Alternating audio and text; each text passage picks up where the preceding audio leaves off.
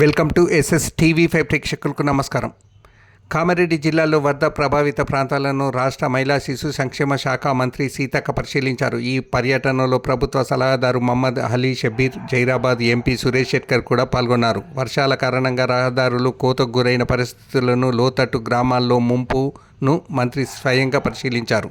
స్థానిక ప్రజలతో మాట్లాడి వారి సమస్యలను ఆరా తీశారు. ఇది ఇలా ఉండగా మంత్రి టెలికాన్ఫరెన్స్ నిర్వహించారు. ప్రభావిత ప్రాంతాల్లో అధికారులు ప్రత్యక్ష పర్యటనలు నిర్వహించాలి. లోతట్టు ప్రాంతాల ఇండ్లను పరిశీలించి నీరు చేరిన ఇండ్లని ప్రజలను వెంటనే పునరావాస కేంద్రాలకు తరలించాలన్నారు. నీటి ముప్పు ఉన్న ఇండ్ల నుంచి నీరు బయటకు పంపే చర్యలు చేపట్టాలన్నారు. విద్యుత్, వ్యవసాయ, మంచినీటి సరఫరా, పంచాయతీరాజ్ శాఖలు తక్షణం నష్టాన్ని అంచనా వేసి నివేదిక ఇవ్వాలని సీతక్క సూచించారు. అధికారులు క్షేత్రస్థాయిలో అందుబాటులో ఉండి ప్రజలకు మనోధైర్యాన్ని కల్పించాలన్నారు. గ్రామాల్లో శానిటైజేషన్ పనులను వేగవంతం చేసి వ్యాధులు వ్యాప్తి చెందకుండా చూడాలన్నారు. వాగులు, చెరువుల వద్దకు ప్రజలు వెళ్లకుండా నియంత్రణ చర్యలు చేపట్టాలన్నారు. ముంపు ప్రభావిత ప్రాంతాల్లో ముందస్తు హెచ్చరికలు జారీ చేసి ప్రజలను అప్రమత్తం చేయాలన్నారు. ఎక్కడ ప్రాణ నష్టం జరగకుండా అత్యంత జాగ్రత్తలు పాటించాలని, వాతావరణం అనుకూలించగానే స్వయంగా జిల్లాలో పర్యటించే పరిస్థితులను సమీక్షిస్తానని మంత్రి సీతక్క తెలిపారు.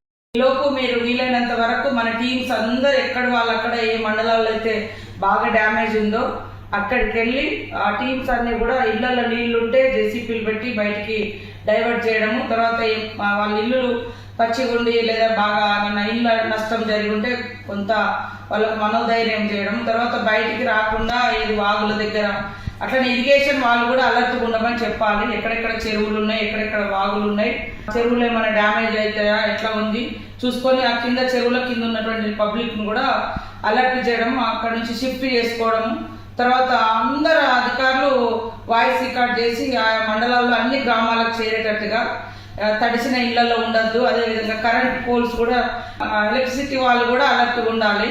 తర్వాత డ్రింకింగ్ వాటర్ను కూడా మనము అందుబాటులో ఉంచుకునే విధంగా చూడాలి. మొత్తం నిరాశ్రులైనటువంటి వాళ్ళు ఎవరైతే 500-600 మంది ఉన్నారో వాళ్ళకు ఫుడ్ కానీ వాటర్ కానీ మంచిగా ఇబ్బంది లేకుండా ప్రొవైడ్ చేయాలి. తర్వాత R&B PR వాళ్ళు కూడా ఎక్కడెక్కడ డ్యామేజ్ అయినాయి అవన్నీ తిరిగి అవన్నీ నోట్ చేసుకోమని చెప్పండి. వర్షం తగ్గినా కూడా వాళ్ళను పబ్లిక్ ఇబ్బంది లేకుండా రెస్క్యూ చేయడము, తర్వాత ఊర్లన్నీ విలేజ్లన్నీ కూడా కొద్ది వాటర్ లేకుండా డైవర్ట్ చేయడం, బయటకు వెళ్ళిపోయే విధంగా. తర్వాత అగ్రికల్చర్ వాళ్ళు కూడా అక్కడ ఏమేమి డ్యామేజ్ అయింది, R&B, ఎలక్ట్రిసిటీ, RWS, శానిటేషన్ అందరు కూడా అలర్ట్గా ఉండండి. వర్షం వచ్చిపోయిన తర్వాత మట్టి మొత్తం బ్లీచింగ్ పౌడర్ అవి అట్లాంటివి కూడా స్ప్రే చేయండి ఎక్కడికక్కడ.